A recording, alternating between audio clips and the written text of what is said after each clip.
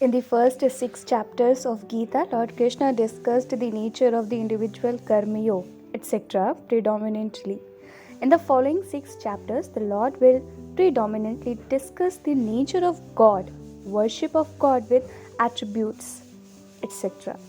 The individual effort was emphasized in the previous section. It will be grace of the God that will be emphasized here after. In short, all these are necessary to achieve the goal of liberation. Hello and welcome to my channel. We are reading Bhagwatgeeta. Today we are reading chapter 7, Gyanvigyan Yoga. So let's continue. In the first 3 verses, Krishna introduces the topic and its glory. Surrendering to God, whoever worships Him along with His attributes will ultimately discover the attribute-less God. The knowledge of God with attributes as different from oneself is called Jnana, and the knowledge of God as identical with oneself is called Vijnanam. This is the highest knowledge because the intellectual quest of a person finds its fulfillment in this knowledge. The very fact that the number of people who attempt and succeed in gaining this knowledge is very small shows the subtlety and rarity of this knowledge. From the 4th to the 11th verse, Krishna talks about the nature of God. God has 2 aspects known as the highest nature and the lower nature. The lower nature has 8 divisions, 5 subtle elements: cosmic ego, cosmic intellect, and the unmanifest. This is called lower because it is changing, inert, finite, and dependently existent. The higher nature is the consciousness behind every body, and that alone sustains the entire creation. This is called higher because it is changeless, conscious, infinite, and independently existent. From this God alone comes the entire creation, which consists of conscious and inert aspects. He alone sustains the creation and resolves it.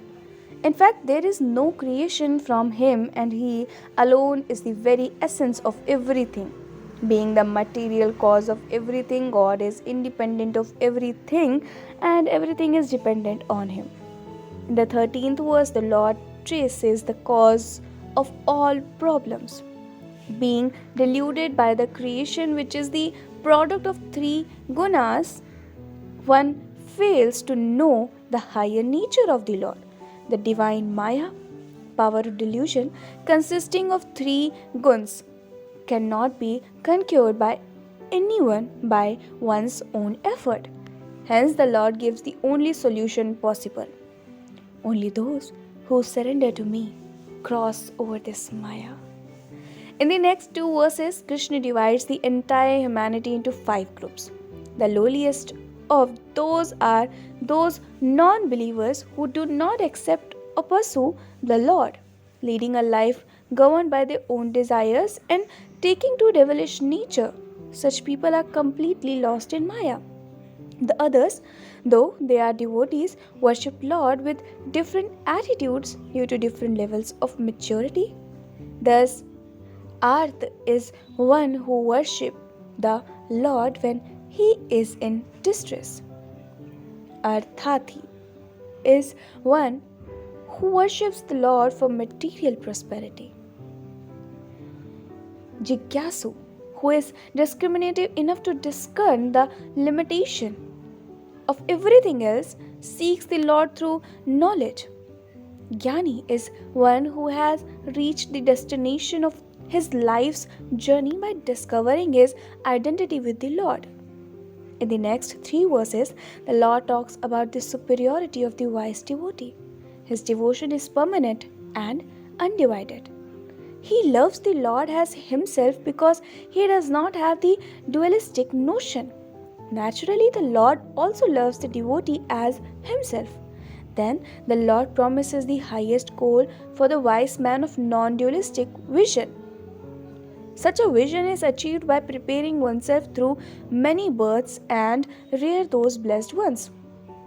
In the following 4 verses, the Lord talks about other devotees who worship the Lord but seek various ephemeral ends. They look upon the Lord as the bestower of health, wealth, power, etc. And they seek those ends through rituals and vows. Still, the Lord, out of compassion, fulfills their prayers, but the Lord warns that everything except God is finite. Then the Lord reveals His true nature. He is ever evident, imperishable, unsurpassed, and unborn. Still, people deluded by Maya mistake the Lord as a person subject to birth, etc. Being of the nature of one non dual awareness, God alone knows everything belonging to the past, present, and future. God never becomes the object of knowledge. Concluding this topic, Krishna mentions the stages of devotion. Because of the fundamental self ignorance, no one can avoid desires in the initial stages of life. Naturally, he will be Arth and Artharthi. When he worships the Lord, his mind becomes purified and slowly desires become less. He becomes a jigyasu. Now his attention turns towards knowledge and he pursues it, surrendering to the Lord.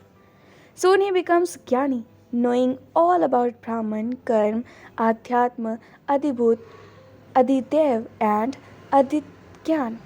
Being established in his knowledge, he does not lose sight of the Lord even at the time of death. Since the knowledge of Sagun Ishwar and that of Nirgun Ishwar are highlighted in this chapter, it is called Gyanvigyan Yoga. So this is it for today. I'll read chapter 8 in my next video. Till then, keep listening beautiful stories and keep smiling.